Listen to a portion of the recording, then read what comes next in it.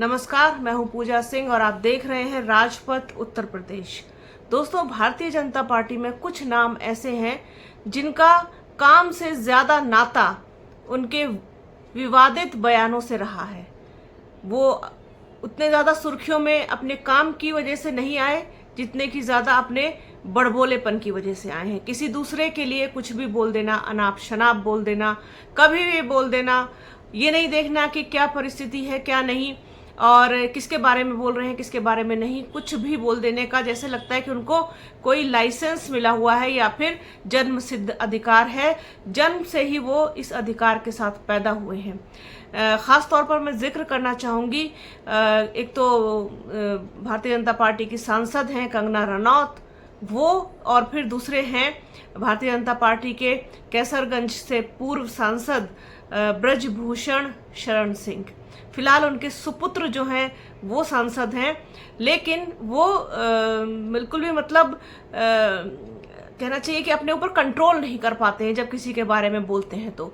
चाहे फिर वो किसी को डराना हो, धमकाना हो, जान से मारने की धमकी हो, महिला पहलवान खिलाड़ियों के बारे में बोलना हो या फिर विपक्ष के लिए बोलना हो, वो कभी इस चीज़ को देखते नहीं है कि वो क्या बोल रहे हैं और किसके सामने बोल रहे हैं। महिला पत्रकार से जो उन्होंने बर्ताव किया था वो सभी को पता है। उस बर्ताव को उनके सभी लोगों ने देखा, पूरे देश ने देखा, पूरी दुनिया ने देखा, नोटिस किया। विवादों से पुराना नाता रहा है ब्रजभूषण शरण सिंह का। हाल में ही उन्होंने विनेश फोगाट को लेकर के जिस तरीके से स्टेटमेंट दिया कि उनके साथ ओलंपिक में जो हुआ सही हुआ, ऐसा ही होना चाहिए था। साथ ही साथ जब उन्होंने कांग्रेस ज्वाइन कर ली तो बुरी तरीके से ब्रजभूषण सिंह जो हैं वो तिलमिला गए। उनको बर्दाश्त नहीं हो रहा था कि ये आखिरकार हुआ क्या। और उसके बाद उन्होंने बोला कि ये तो बहुत पहले ही उन्होंने कह दिया था कि ऐसा ही होगा, विनेश फोगाट राजनीति में जाएंगी। और कांग्रेस का ये पूरा षड्यंत्र था, हुड्डा परिवार की इसमें मिली भगत थी कि विनेश फोगाट का साथ देना तो एक बहाना था, लेकिन उन्होंने इस बहाने से विनेश फोगाट को राजनीति में एंट्री कराई है, इस तरीके से बोला।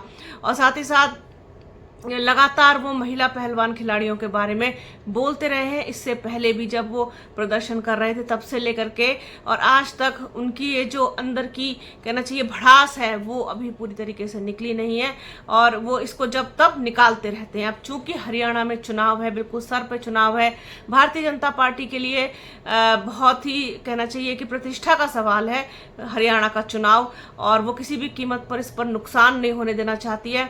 हरियाणा में वैसे ही जो खबरें आ रही हैं वो भारतीय जनता पार्टी के पक्ष में नहीं है। ये उनके लिए और ज़्यादा चिंता का विषय है, क्योंकि वहाँ कांग्रेस और इनेलो बसपा का जो गठबंधन है वो काफ़ी मजबूत स्थिति में दिखाई दे रहा है।